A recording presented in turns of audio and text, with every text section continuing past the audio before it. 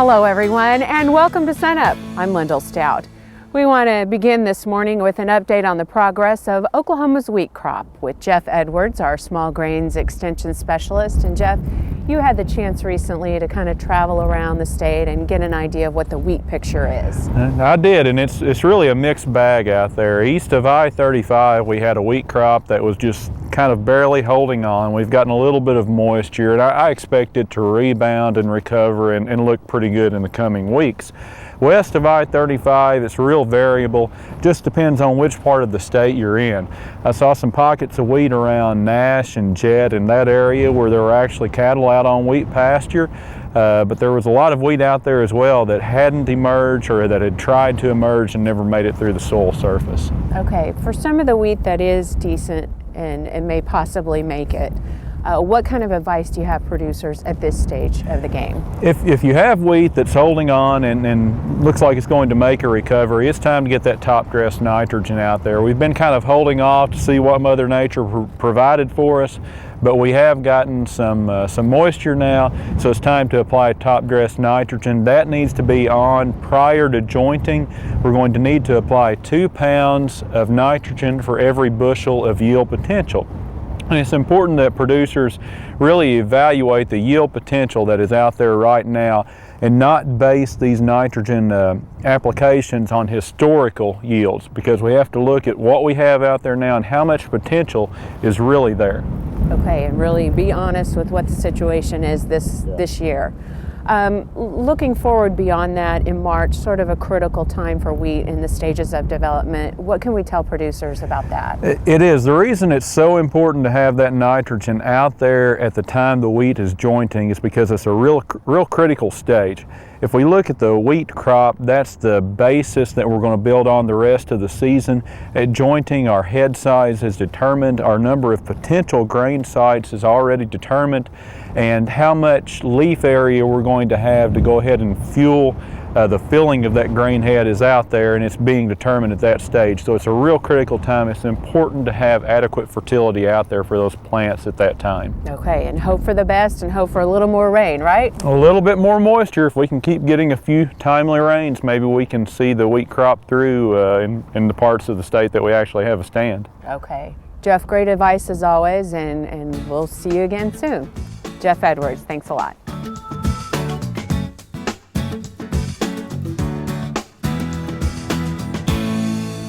Certainly one of the most expensive, costly disease entities that affects cow-calf operations across the United States is what the veterinarians call neonatal calf diarrhea. Ranchers call it calf scours. And that, of course, is when we have some real problems in the digestive tract of baby calves, maybe as much as just 1 or 2 days of age on up to 3 weeks to 4 weeks of age, when calf diarrhea or calf scours may begin. Basically, there's several different viruses that can cause the problem, as well as several different kinds of bacteria. We can do some things to help us manage our way and prevent calf diarrhea becoming a real problem in our herd. First of all is to make sure that the cows and the heifers are in good body condition when they calve, so that they give the maximum amount of first milk or colostrum, and that will be one of the first lines of defense for those baby calves, is to get those antibodies from their mother. Then, as the calves are coming in this calving season, I think it's a good idea to take the calves that have been mothered up with their mother and move them into another pasture, so that those young baby calves aren't in the same pasture as where the next round of new babies will be born. That will help alleviate the possibility of transfer of any of those calf diarrhea organisms from one to the newborn calf. If we have problems with calf diarrhea showing up in our herd, first of all, I'd contact my local veterinarian so that they can identify what kind of organism is causing the problem and get the proper treatment methods. If you're having to treat some calves for calf diarrhea, one of the management ideas that I think is very, very important is to do your other chores. Feed the other cattle first and then treat those sick calves last. so that you're not one of the problems in terms of bringing that organism onto other pens, to other cattle, and spreading it throughout your herd. Certainly these organisms can be transmitted on your clothes, on your boots, on your equipment as you go from sick calves to healthy calves. I think that if you'll do some of these things and visit your local veterinarian, if you have quite a little bit of problem with calf diarrhea, you can certainly get through this particular calving season and then talk about what management practices you might put into place for next year to lower the incidence of calf diarrhea in your herd in the future. Hey, we look forward to visiting with you again next week on SUNUP's Cow-Calf Corner.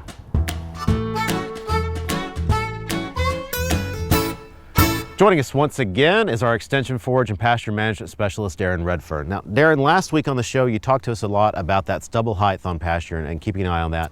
Talk to us for a second, though, about the importance of that in terms of the recovery of the pasture. Okay, so when we're talking about maintaining that critical stubble height, what we're moving toward is that objective during drought of grazing management. Okay, so the tendency is when we get in a drought situation where forage becomes short, is just to open up all the gates and let the animals have access to every pasture available. When if you think about that, that's actually going to be counterproductive to that objective of maintaining that critical stubble height. Okay, now that stubble height, that's critical for two factors. Short term, that is for even during a drought, when we get infrequent precipitation, pastures that have a taller stubble height, they're gonna regrow a little more quickly. Long term, the same thing occurs, is that those pastures that have had the stubble height maintained over a longer period of time, is that once conditions return to normal, those are the pastures that are going to recover quickly. Okay, so when we talk about grazing management, the thing that we're going back to is that critical stubble height. Okay, and so one of the goals of grazing management during a drought, we realize we're going to have to feed animals for extended periods of time sometimes, and so one of the goals we have then is picking what I call a sacrifice area, an area where we just beat up and don't really care we beat it up.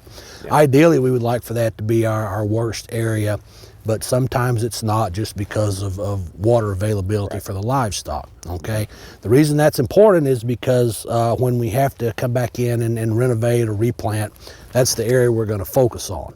Okay, now if we've opened up all the gates and let the animals have, then we've got all the acres we have to contend with, but our sacrifice area is what we focus on. Okay, so that brings us back to grazing management. That would indicate that whether we pick continuous or rotational, that would kind of lean us over a little bit more towards the rotational aspect, in that when the critical stubble height is below what we have predetermined, we move those animals into that sacrifice area and feed them a little bit as we go along. Okay? All right. Now, it sounds like when you're talking about rotation here, we're not just saying, turn them out on this pasture for a week, maybe this pasture for a week. It's almost like we're talking about limited access to the forage. Limited access would be a good term. That's also a pretty good management strategy when we're talking about grazing. That's done quite a bit in a lot of the winter annual pastures, primarily when they're used as protein supplements. But we could also use that strategy on a lot of our summer pastures in order to maintain that critical stubble height a little bit more efficiently. As an example, let them graze during the day, bring them back to the sacrifice area at night. Okay. Now, it's a little bit early, of course, as far as growing seasons go, but is this a time to start thinking about weeds in the pasture? During a drought, I don't think it's ever too early to think about that. We did have quite a weed explosion last year in a lot of our summer pastures. Producers that were able to take advantage of controlling those, kind of indicated they thought they had a little bit more forage production. I think what's happening there is when those weeds are controlled in these thin pastures during a drought, those weeds aren't using moisture, and the moisture is available then for some of the forages to have a little bit more production. All right, so definitely something to keep an eye on as we head into the spring. All right, good information as always. Darren Redfern, our Forage and Pasture Management Specialist. The Oklahoma Quality Beef Network held several VAC 45 sales this fall, and Gant Maurer tells us the numbers were solid. We had about 80 producers with over 3,200 head in our sales, and I think that's very significant this year due to drought conditions, high cattle prices, and lack of resources that people have to actually wean and participate in a program like that. Sales continue throughout the spring with several more opportunities for those selling calves and for those looking to buy. There's some very high quality cattle that are going to be coming through these sales. They're going to be treated right, vaccinated, and be weaned for that 45-day period. And hopefully they can do anything that a buyer wants them to do, whether it goes to a feed yard or maybe have some type of a green, high quality forage that they could put them on later on this spring. For more information on those sale dates and conditions, visit our website, sunup.okstate.edu.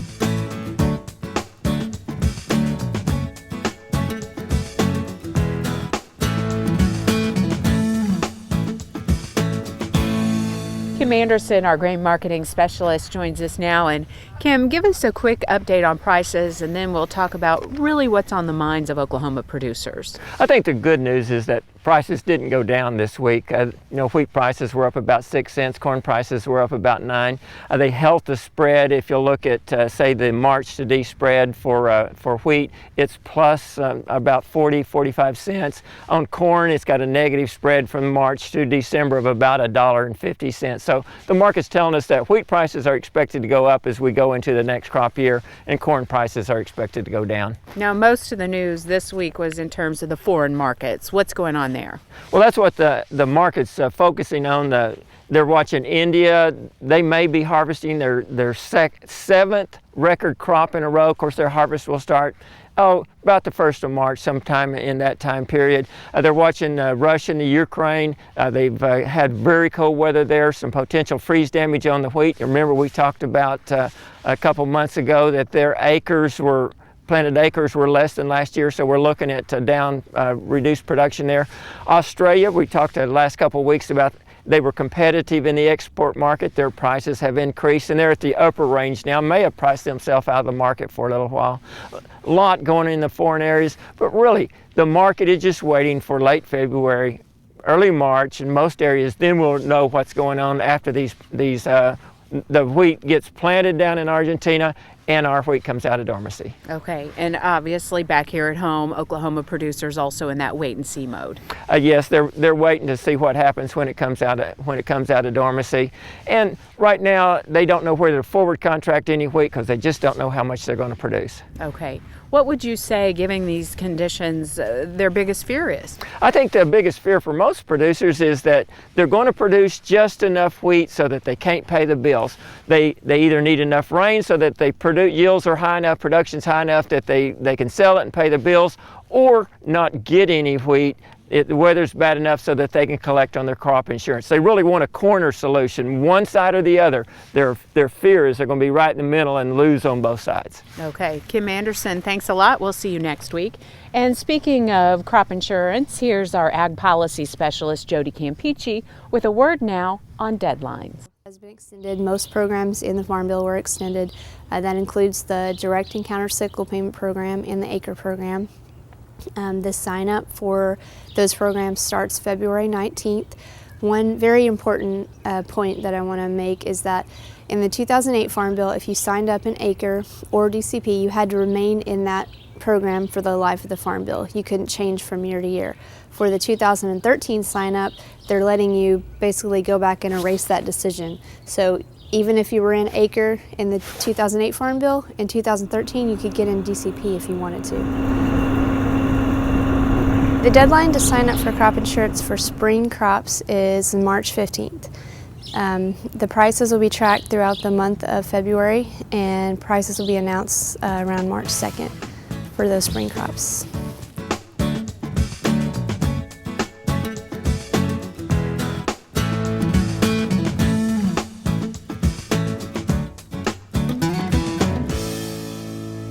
Hi, I'm Al Sutherland with your Mesonet weather report. Rain, beautiful rain, fell over much of Oklahoma Tuesday. A map of Tuesday's rain totals is colored green in areas that had 3/4 of an inch or more. The yellow and tan colored areas had 2 or more inches. The highest rainfall was 2 67/100 at Newkirk. How did our latest rain impact soil moisture?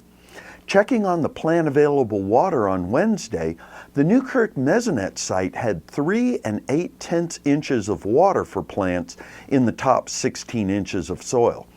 Nearby Blackwell, that received a much lower rain amount, 8/10 of an inch of rain, had 85/100 of an inch of plant available water.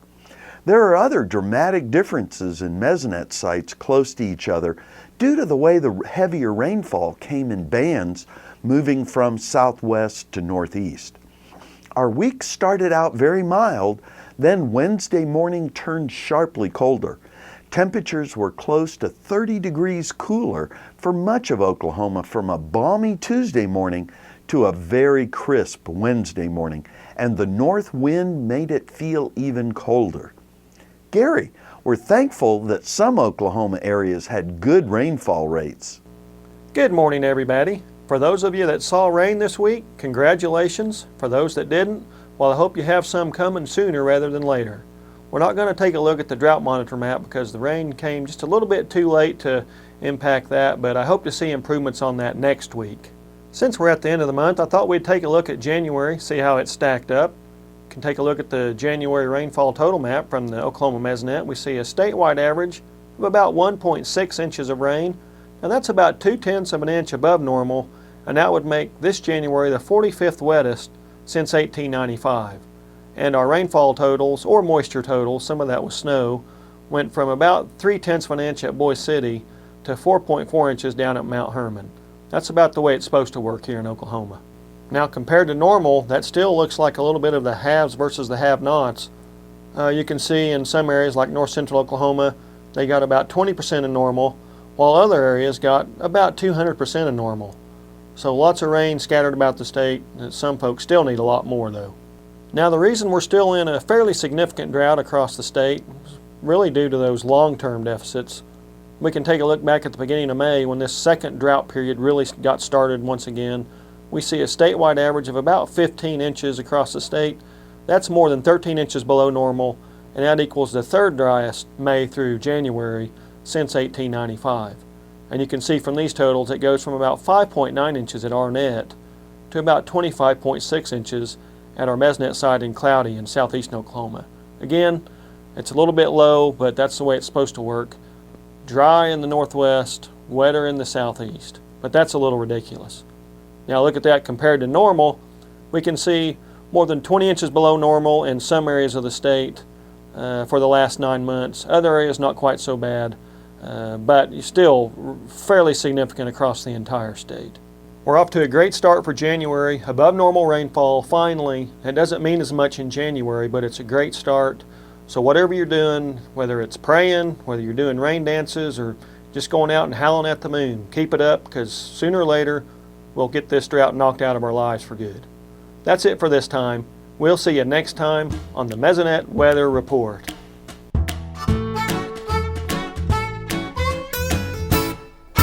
We want to talk now about the growing problem of wild hogs in Oklahoma. Joining us now is our Extension Wildlife Specialist, Dwayne Elmore. And Dwayne, it's really gotten a lot worse in the last few years. Yeah, wild pigs have spread across most of the state now. They've traditionally were along the Red River to our south, but most counties have pigs, and we're getting a lot more complaints about them, even up into Kansas now. Okay. Give us an idea of some of the problems that wild pigs can cause for landowners. Sure. One of the most frustrating things is they root a lot for food in the soil, so they'll tear up pastures and also get into streams and cause sedimentation problems and sometimes erosion. And they also eat a lot of native plants, so they're a competitor with not only livestock but also wildlife species. And then there's disease transmission issues. They carry several diseases that are transmissible to cattle, to domestic pig, and also potentially humans.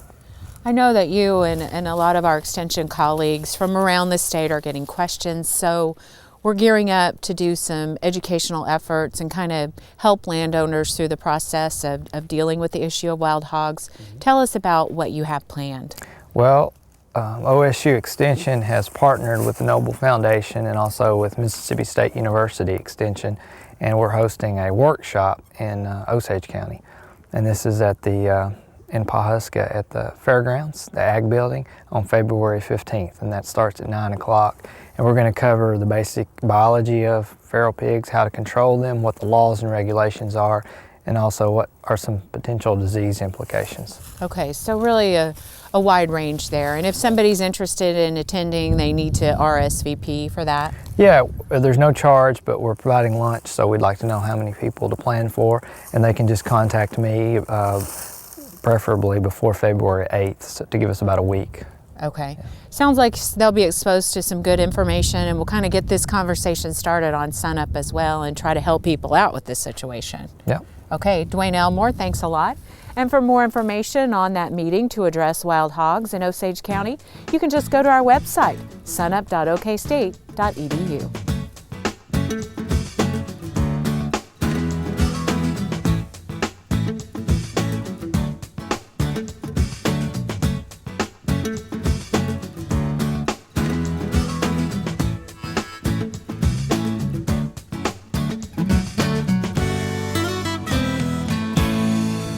Hi, welcome to Shop Stop. Today we want to talk a little bit about identifying bolts. Okay, what we have here is some thread pitch gauges, and that's how you identify what the pitch is of a bolt. If you're like me, you might have a coffee can full of miscellaneous bolts that were left over for something. Some of them might be metric and some of them may be SAE or different threads.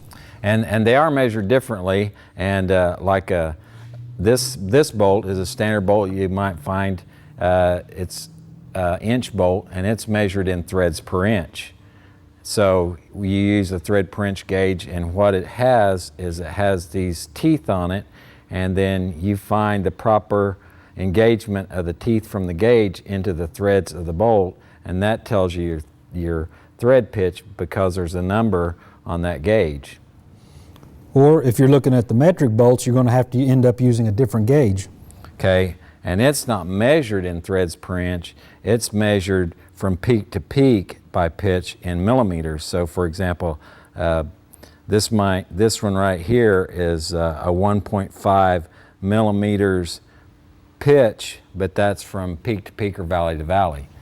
So just a few tips on trying to identify the bolt and make sure that you're putting the right bolt into the right hole or with the right nut. And one other thing we can tell you, these gauges are available at just about any tool store that around, so you can get these thread gauges either in metric or standard inch gauges. So there's a tip on identifying the threads on your bolts. We'll see you next week on Shop Stop.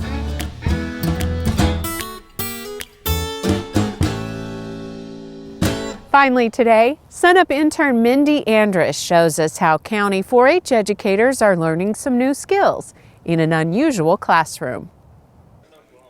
Sitting in the dark, measuring temperatures and melting rates of ice isn't a typical extension educator's day. We gave them ice balloons, so it's a big chunk of ice like this. And we gave them picks and thermometers, scales so they can weigh it, a tub of water they can put it in, flashlights so they can look what's inside of it. And we've just allowed them to play like little kids. And playing like little kids is exactly what they need to do. The research says that kids decide how they feel about science by age 9. Well, in our school system, they really don't start taking any science in their classes until 4th, 5th, and 6th grade, which is past 9 years old. The stereotypical answer to science is that science is hard, it's all about math, it's all about knowing worthless facts, but we're trying to show them that science is life, that you can use anything to teach about science. Agriculture is totally science. When we talk specifically about agriculture, we're solving real problems that are authentic, that are relevant, that are meaningful. And we can stand and deliver that content all day long in the form of a lecture. But what's really going to permeate students' ability to understand that at a deep level is being active and having a chance to really get hands-on. These experiments show participants how to understand solving problems by answering their own questions. And essentially what they're learning is to ask questions. And I know that sounds really simple, but it's not how we traditionally teach. This is how people learn naturally in the world, and that they can use this strategy and this methodology in their classrooms and their non-formal learning environments. I think that it's a little bit chaotic, and that's the beauty of it, quite honestly. So many teachers in formal education settings can't stand the noise. It gets a little bit too much, but really and truly the beauty of inquiry is that it's loud, it's a controlled chaos, if you will, and it's fun. It's engaging. Students are very hands-on, they're very action-oriented, and they're trying to solve real problems, and again, that's a little bit like how the world works. A skill they will soon pass on to 4-H youth across the state. For SUNUP, I'm Mindy Andrews. Thank you, Mindy. That does it for us today. Remember, you can find our stories anytime online at sunup.okstate.edu. You can also follow us on YouTube, Facebook, and Twitter. I'm Lyndall Stout. We leave you today with a sight for dry eyes: rain in Oklahoma.